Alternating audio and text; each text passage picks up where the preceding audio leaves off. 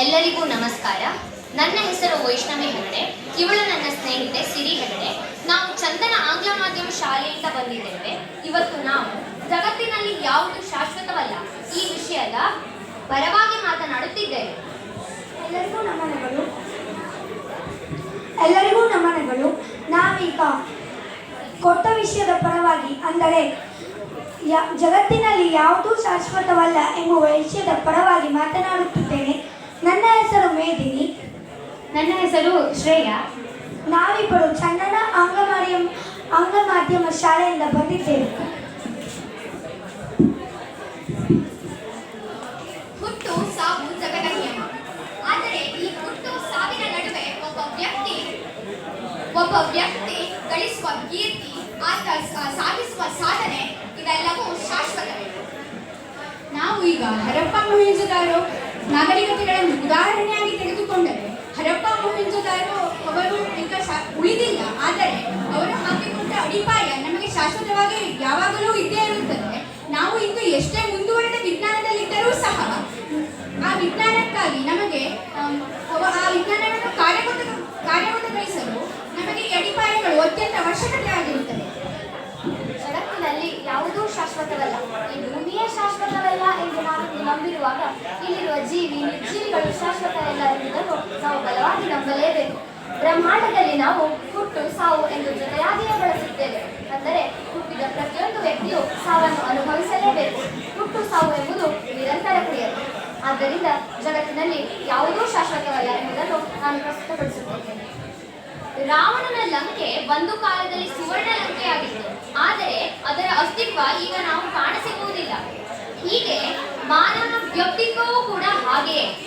ಮಾನವನ ವ್ಯಕ್ತಿತ್ವ ಈಗ ಬಂದಿದ್ದರೆ ಕಾಲಕ್ಕೆ ತಕ್ಕಂತೆ ಆತನ ವ್ಯಕ್ತಿತ್ವ ಬೇರೆಯಾಗಬಹುದು. ಹೀಗಾಗಿ ಮಾನವನ ಹಳೆಯ ವ್ಯಕ್ತಿತ್ವ ಎಂದಿಗೂ ಶಾಶ್ವತವಲ್ಲ ಎಂದು ನಾನು ಹೇಳಬಯಸುತ್ತೇನೆ. ಎನಿತು ಜನ್ಮದಿ ಎನಿತು ಜೀವರಿಕೆ, ಎನಿತು ನಾವು ಋಣಿಗಳು. ಬಾಳು ಎಂಬುದಿದ್ದು ತಿಳಿದು ನೋಡಿದರೆ ಋಣದ ರಕ್ತದ ಕಣಿಗಳು ಎನ್ನುವಂತೆ ಗುಡಿ, ಮಸೀದಿ, ಚರ್ಚ್ಗಳು ಸರ್ವನಾಶವಾಗಿರುವಾಗ ನನ್ನ ವಿರೋಧಿ ಮಿತ್ರರು ಹೇಗೆ ಹೇಳುತ್ತಾರೆ? ಅವರಿಗೆ ವಿಷಯ ಅರ್ಥವಾಗಿಲ್ಲ ಎಂದು ಎನಿಸುತ್ತದೆ. ವಿಷಯ ಹೇಗಿದೆ ಎಂದರೆ, ಜಗತ್ತಿನಲ್ಲಿ ಯಾವುದು ಶಾಶ್ವತವಲ್ಲ ಎಂದು ಯಾವುದು ಎನ್ನುವುದನ್ನು ಸರಿಯಾಗಿ ಅರ್ಥ ಮಾಡಿಕೊಳ್ಳಿ. ಸೂರ್ಯನು ಶಾಶ್ವತವಲ್ಲ, ಚಂದ್ರನು ಶಾಶ್ವತವಲ್ಲ. ಒಂದು ವಸ್ತು ತನ್ನ ಅಸ್ತಿತ್ವವನ್ನು ಕಳೆದುಕೊಂಡರೆ ಅದು ಅದರ ಕೊನೆ, ಅದು ಶಾಶ್ವತವಲ್ಲ. ಡೈನೋಸಾರ್ನಂತಹ ದೈತ್ಯ ಜೀವಿಗಳೇ ಶಾಶ್ವತವಲ್ಲ ಅಂದರೆ ಭೂಮಿಯಲ್ಲಿ ಯಾವುದೂ ಶಾಶ್ವತವಲ್ಲ. ಈಗ ನನ್ನ ವಿರೋಧಿ ಮಿತ್ರರು ಹೇಳುವುದಾದರೆ, ಭೂಮಿ ಹಾಗೂ ನಕ್ಷತ್ರಗಳು ಶಾಶ್ವತವಲ್ಲ ಎಂದು, ಅವು ಶಾಶ್ವತವಲ್ಲ ಎಂದು ನಾನು ಒಪ್ಪಿಕೊಳ್ಳುತ್ತೇನೆ. ಆದರೆ ಅವು ರೂಪಾಂತರ ಎಂಬುದು ನನ್ನ ನಿರ್ಣಯ. ನಾವು ಕೌಟಿಲ್ಯನ ರಾಜನೀತಿಯನ್ನು ತೆಗೆದುಕೊಂಡು ಹೋದರೆ 2000 ವರ್ಷಗಳ ಹಿಂದೆ ಕೌಟಿಲ್ಯನು ರಚಿಸಿದ ಅರ್ಥಶಾಸ್ತ್ರ ಎಂಬ ಪುಸ್ತಕವನ್ನು ನಾವು ಇಂದು ಗಮನಿಸುತ್ತೇವೆ. ಕೌಟಿಲ್ಯನು ರಚಿಸಿದ ಕಾನೂನು, ಆತ ತಿಳಿಸಿಕೊಟ್ಟ ತತ್ವ, ಇವೆಲ್ಲವೂ ಇಂದಿಗೂ ಶಾಶ್ವತವಾಗಿ ಉಳಿದಿವೆ. ನನ್ನ ವಿರೋಧಿ ಮಿತ್ರರು ಹೇಳುವ ಹಾಗೆ ಹೇಳಿಕೆ ಇರುವುದು ಜಗತ್ತಿನಲ್ಲಿ ಯಾವುದೂ ಶಾಶ್ವತವಲ್ಲ ಎಂದು. ಯಾವುದು ಎಂಬ ಪದವನ್ನು ನಾವು ಅರ್ಥೈಸಿಕೊಂಡಿದ್ದೇವೆ. ಯಾವುದು ಶಾಶ್ವತವಲ್ಲ ಎನ್ನುವುದನ್ನು ಒಪ್ಪುತ್ತೇವೆ. ಆದರೆ ಪ್ರತಿಯೊಬ್ಬ ಮನುಷ್ಯನಿಗೂ ಹುಟ್ಟು ಸಾವು ಇದ್ದೇ ಇರುತ್ತದೆ. ಆದರೆ ಸತ್ತ ಮೇಲೆ ಅವನ ಆತ್ಮ ಯಾವಾಗಲೂ ಶಾಶ್ವತವಾಗಿರುತ್ತದೆ. ಅವನು ಮಣ್ಣಿನಲ್ಲಿ ಮಣ್ಣಾಗಿ ಮತ್ತೆ ರೂಪಾಂತರಗೊಳ್ಳುತ್ತಾನೆ. ಆದರೆ ಅವನ ಆತ್ಮ ಸದಾಕಾಲ ಶಾಶ್ವತವೇ ಎನ್ನುವುದು ನಮ್ಮ ಅಭಿಪ್ರಾಯ. ನನ್ನ ವಿರೋಧಿ ಮಿತ್ರರು ಹೇಳಿದ ಹಾಗೆ ಕೌಟಿಲ್ಯನ ರಾಜನೀತಿಯು ಇಂದೂ ಪ್ರಸ್ತುತದಲ್ಲಿರುವುದನ್ನು ನಾನು ಒಪ್ಪಿಕೊಳ್ಳುತ್ತೇನೆ. ಆದರೆ ಇಂದು ಅದೆಷ್ಟೋ ಅನೇಕ ಹೊಸ ಹೊಸ ವಿಷಯಗಳು ರೂಪಾಂತರಗೊಂಡು ಬರುತ್ತಿವೆ. ಆದ್ದರಿಂದ ನಾನು ಹೇಳುವುದೇನೆಂದರೆ, ಯಾವುದೇ ಹಳೆಯ ವಿಷಯವು ಶಾಶ್ವತವಲ್ಲ, ಅದು ಇಂದು ಅನೇಕ ರೀತಿಯಲ್ಲಿ ಬದಲಾವಣೆಯಾಗಿ ಬರುತ್ತಿದೆ. ಆದ್ದರಿಂದ ನಾನು ಹೇಳುವುದೇನೆಂದರೆ, ಯಾವುದೇ ಹಳೆಯ ವ್ಯಕ್ತಿತ್ವ ಅಥವಾ ಯಾವುದೇ ಹಳೆಯ ದಾಖಲೆಗಳು ಕೂಡ ಶಾಶ್ವತವಲ್ಲ. ಮಾನವನ ಗುರಿಯೂ ಕೂಡ ಶಾಶ್ವತವಲ್ಲ. ಒಬ್ಬ ವ್ಯಕ್ತಿ ಇಂದು ಒಂದು ಗುರಿಯನ್ನು ಇಟ್ಟುಕೊಂಡಿದ್ದರೆ ಕಾಲಕ್ಕೆ ತಕ್ಕಂತೆ ಆತನ ಗುರಿ ಮುಂದಿನ ದಿನಗಳಲ್ಲಿ ಬೇರೆಯಾಗಬಹುದು. ಇದಕ್ಕೆ ಒಂದು ಸಣ್ಣ ಉದಾಹರಣೆಯನ್ನು ನೀಡುತ್ತೇನೆ.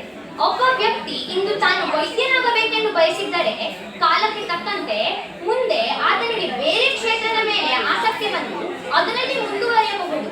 ಹೀಗಾಗಿ ಆತನ ಹಳೆಯ ವೈದ್ಯನಾಗಬೇಕೆಂಬ ಕನಸು ಮನಸ್ಸು ಶಾಶ್ವತವಲ್ಲ ಎಂದು ನಾನು ಹೇಳ ಬಯಸುತ್ತೇನೆ. ನನ್ನ ವಿರೋಧಿ ಮಿತ್ರರ ವಾದ ಹೇಗಿದೆ ಎಂದರೆ ಅಂಗೈ ಮೇಲಾಗಿರೋ ಹುಟ್ಟಿಗೂ ಕೂಡ ನಾವು ಕನ್ನಡಿಯನ್ನೇ ಬಳಸಬೇಕು ಅನ್ನಂತಿದೆ. ಒಂದು ಕಾಲದಲ್ಲಿ ಮಹಾತ್ಮ ಗಾಂಧೀಜಿನೂ ಕೂಡ ನಮ್ಮ ಹೀರೋ. ಆದರೆ ಈಗ ಎಲ್ಲ ರಾಜಕಾರಣಿಗಳು ತಮ್ಮ ಸ್ವಾರ್ಥಕ್ಕಾಗಿ ಅವರನ್ನು ವಿಲನ್ ಮಾಡಿಲ್ವಾ? ಹಾಗಿರುವಾಗ ಮೊದಲು ಹೇಳ್ತೀನಿ, ಅವರು ಎಂದಿಗೂ ಹೀರೋನೇ. ಆರಿಗೋಡು ಬದಲಾಗಿಲ್ವಾ? ಅಷ್ಟೇ ಏನೇತರೂ ಅಷ್ಟೇನೆ.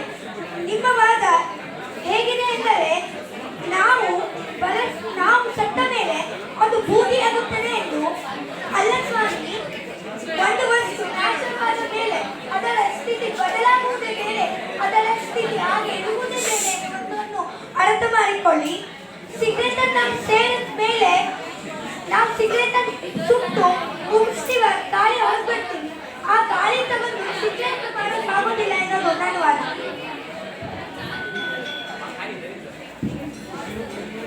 ಈಗ ನಾವು APJ ಅಬ್ದುಲ್ ಕಲಾಂ ಅವರ ಸಾಧನೆಯನ್ನು ನೋಡಲು ಹೋದರೆ ಅವರು ಇಂದು ಜೀವಂತವಾಗಿಲ್ಲದೇ ಇದ್ದರೂ ಅವರು ಮಾಡಿದ ಸಾಧನೆ, ಅವರು ಪಡೆದುಕೊಂಡ ಕೀರ್ತಿ ನಮ್ಮೆಲ್ಲರ ಮನಸ್ಸಿನಲ್ಲಿ ಇಂದು ಚಿರವಾಗಿ ಉಳಿದಿದೆ.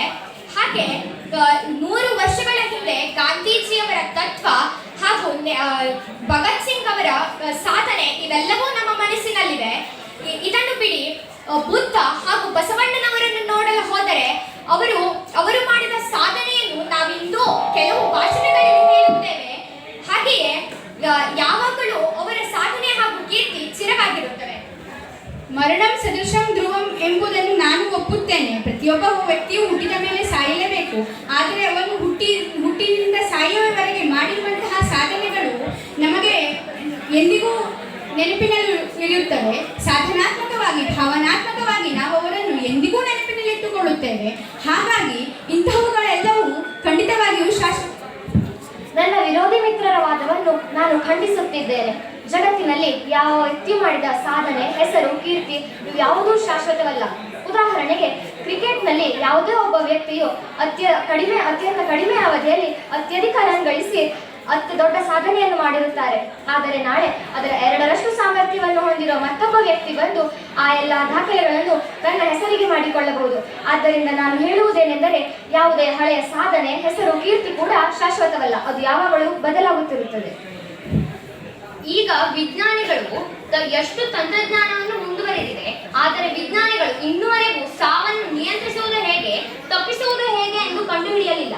ಈಗಿನ ವಿಜ್ಞಾನಿಗಳು ಹಲವಾರು ಯಂತ್ರಗಳನ್ನು, ಹಲವಾರು ಆವಿಷ್ಕಾರಗಳನ್ನು ಕಂಡುಹಿಡಿದರೂ ಕೂಡ ಸಾವನ್ನು ನಿಯಂತ್ರಿಸುವುದು, ಸಾವನ್ನು ತಪ್ಪಿಸುವುದು ಹೇಗೆ ಎಂದು ಇನ್ನುವರೆಗೂ ಕಂಡುಹಿಡಿಯಲಿಲ್ಲ ಎಂದು ನಾನು ಹೇಳಬಯಸುತ್ತೇನೆ. ಈಗ ಇರುವ ಸಮುದ್ರ ನೆಲವಾಗಬಹುದು, ನೆಲ ಸಮುದ್ರವಾಗಬಹುದು. ಹಾಗೆ ಪ್ರಕೃತಿ ವಿಕೋಪಗಳಿಂದ ಸಂಪೂರ್ಣ ಭೂಮಿಯೇ ನಾಶವಾಗಬಹುದು. ಇದು ಕೂಡ ಶಾಶ್ವತವಲ್ಲ. ನೀವು ಕೇಳಬಹುದು, ದೇವರು ಶಾಶ್ವತವಲ್ಲವೇ? ದೇವರು ಶಾಶ್ವತ.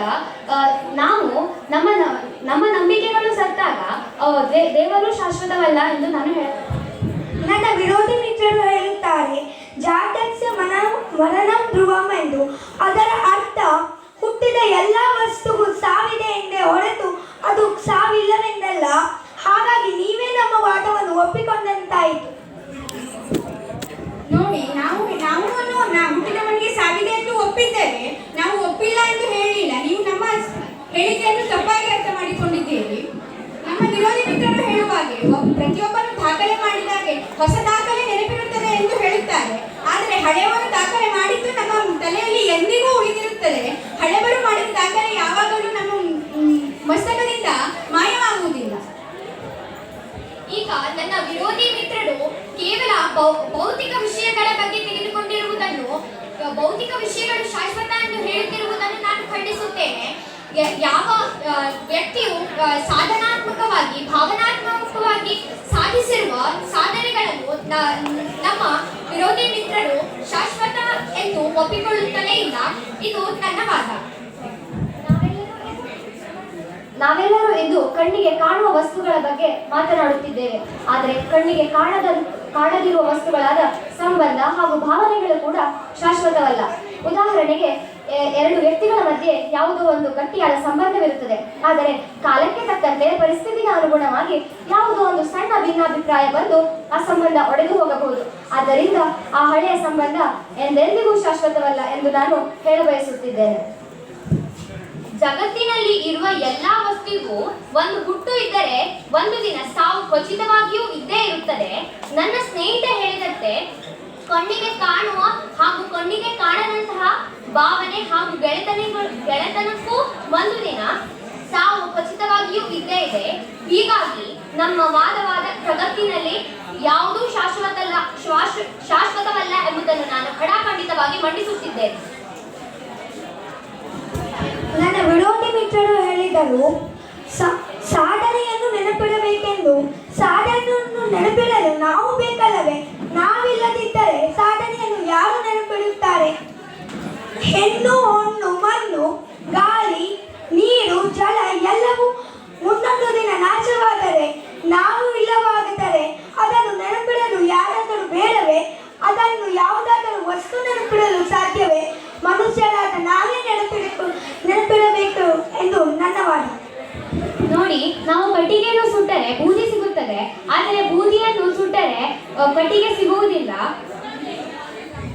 ಹಲವಾರು ವರ್ಷಗಳ ಹಿಂದಿನ ಹರಪ್ಪ ಮತ್ತು ಮೊಹೆಂಜೊದಾರೋ ಸಂಸ್ಕೃತಿಗಳು ಕೂಡ ಈಗ ಇಲ್ಲ. ಆದ್ದರಿಂದ ಜಗತ್ತಿನಲ್ಲಿ ಯಾವುದೂ ಕೂಡ ಶಾಶ್ವತವಲ್ಲ ಎಂದು ನಾವು ಹೇಳುತ್ತಿದ್ದೇವೆ. ಧನ್ಯವಾದಗಳು. ಎನ್ನುತ್ತಾ ನನ್ನ ವಿರೋಧಿ ಮಿತ್ರರ ವಾದವನ್ನು ಖಂಡಿಸುತ್ತಿದ್ದೇವೆ. ಧನ್ಯವಾದ.